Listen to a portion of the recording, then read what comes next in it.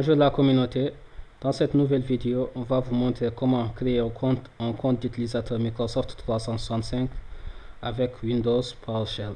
En créant un compte d'utilisateur avec Windows PowerShell, on va aller dans le terminal Windows PowerShell et on l'exécute en tant qu'administrateur. Voilà, il est exécuté en tant qu'administrateur. Et maintenant, on va aller dans la documentation de Microsoft. Et dans cette documentation, on a toutes les commandes relatives à la création des comptes d'utilisateurs Microsoft 365. Donc, en exécutant les scripts de commande PowerShell pour la création des comptes d'utilisateurs, on nous dit qu'on doit utiliser le module Microsoft Azure Active Directory pour Windows PowerShell. On clique sur ce lien. Voilà. Et dans la première étape, on nous exige d'installer le logiciel requis. Donc dans la première étape, on va installer la commande qui nous permet d'installer le logiciel requis, c'est la commande install module Microsoft Online. Donc on va copier cette commande et on la colle sur dans le terminal Windows PowerShell. C'est en cours d'installation. Le logiciel est en cours d'installation. Et voilà. Et dans la deuxième étape, on va se connecter au service Microsoft pour nous permettre de créer un compte d'utilisateur Microsoft 365. Et la commande qui nous permet de connecter au service Microsoft 365, c'est Connect Microsoft Online Service.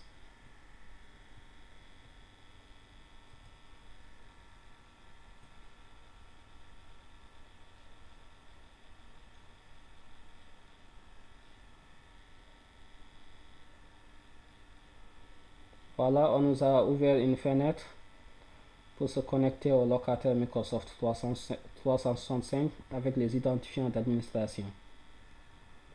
Amadouba, Meet, pardon, Meet Consulting, Tech. Suivant. Ok, on va saisir notre mot de passe.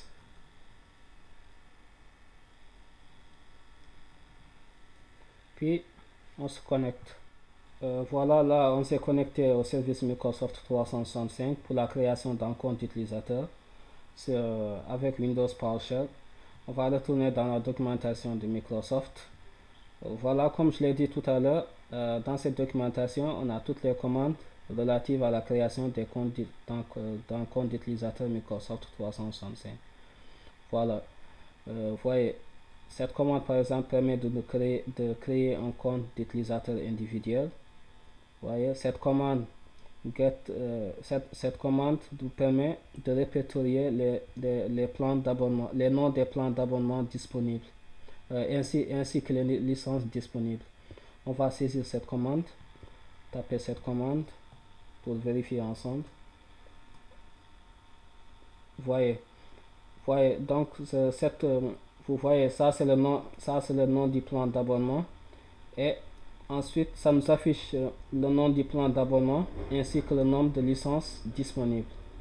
D'accord, c'est-à-dire le nombre de licences déjà utilisées dans le locataire Microsoft 365. Maintenant on va taper cette commande pour la création d'un compte d'utilisateur. Par exemple, dans cette commande, on a le nom complet, on a le prénom, on a le nom, on a le nom d'utilisateur, on a la location, ainsi que le plan d'abonnement. On va copier cette commande, puis on la colle. Pour l'instant, on peut effacer ça.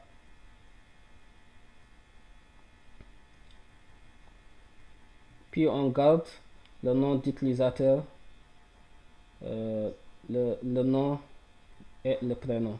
D'accord. Le nouvel utilisateur en question s'appelle Mamadou Diop. Le prénom sera Mamadou. Le nom de famille c'est Diop. Et le nom d'utilisateur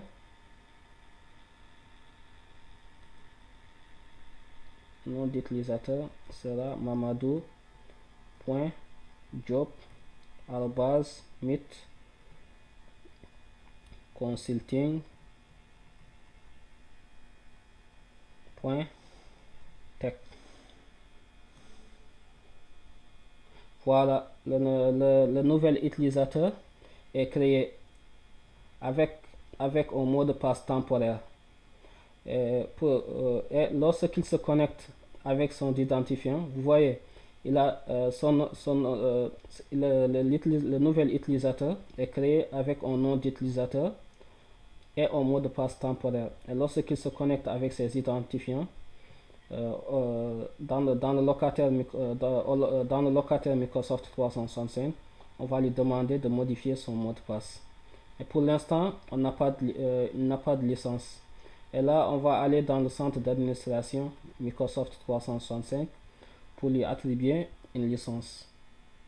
Voilà, on s'est connecté au service Microsoft 365 avec les identifiants d'administration.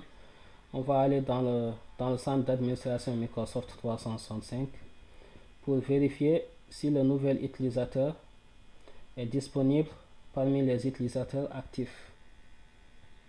D'accord, l'utilisateur s'appelle Mamadou Diop. Voilà, l'utilisateur, il est disponible.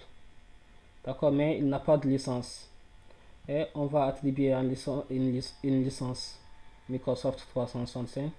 En lui attribuant, on clique ici et on va tout simplement cocher sur cette option et l'utilisateur aura accès à 59 applications. Ensuite, on change les modifications. Donc, on enregistre les modifications. D'accord. Aussi, on peut aussi modifier. On peut mettre à jour son profil. D'accord. Avec des informations additionnelles, à savoir son poste, le service, d'accord, le numéro de téléphone, son adresse de domicile, etc. Voilà, c'était tout pour cette vidéo. Et rendez-vous dans la prochaine vidéo dans laquelle on va aborder la gestion des groupes Microsoft 365. Au revoir, à bientôt.